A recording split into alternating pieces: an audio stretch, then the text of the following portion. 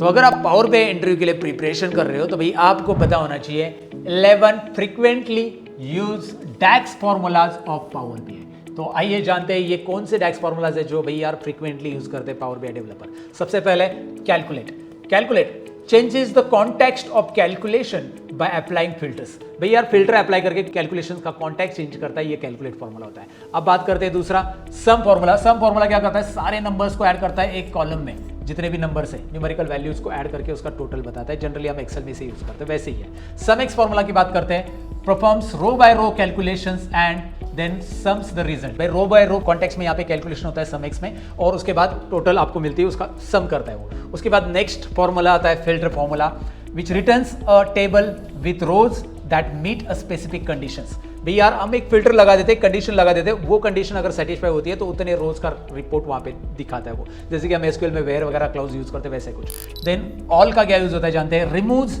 The filters from a column और table. भाई यार ऑल का यूज होता है कि भाई यार अगर आपने कोई कॉलम्स में फिल्टर लगाया है, टेबल में फिल्टर लगाया है, तो उन सभी को रिमूव कर देगा। That's the beneficial, right. तो ये थे 5। उसके अलावा आगे और डैक्स फॉर्मूला हम देखने वाले हैं। नेक्स्ट डैक्स फॉर्मूला हमारा है डिस्टिंक्ट काउंट। भाई डिस्टिंक्ट काउंट हेल्प करता है, counts the number of unique values in a column. भाई आपके कॉलम में कितनी यूनिक वैल्यूज है वो काउंट करने का काम करता है ये डिस्टिंक्ट काउंट। याद रखिए डिस्टिंक्ट काउंट अगर आपको पूछा गया इंटरव्यू में तो याद रखना यूनिक वैल्यूज। देन उसके बाद related फेचेस related values from another table. यार दूसरे टेबल में उससे रिलेटेड वैल्यूज है वो शो करेगा, फेच करेगा। उसके बाद आता है इफ, जनरली आप एक्सेल में यूज करे होंगे। भाई performs conditional logic like Excel if function. भाई आप कंडीशन बेसिस जो कंडीशन दोगे उसके बेसिस पे जो ट्रू है और फॉल्स है वो आंसर शो करता है, बस। उसके बाद आता है डिवाइड।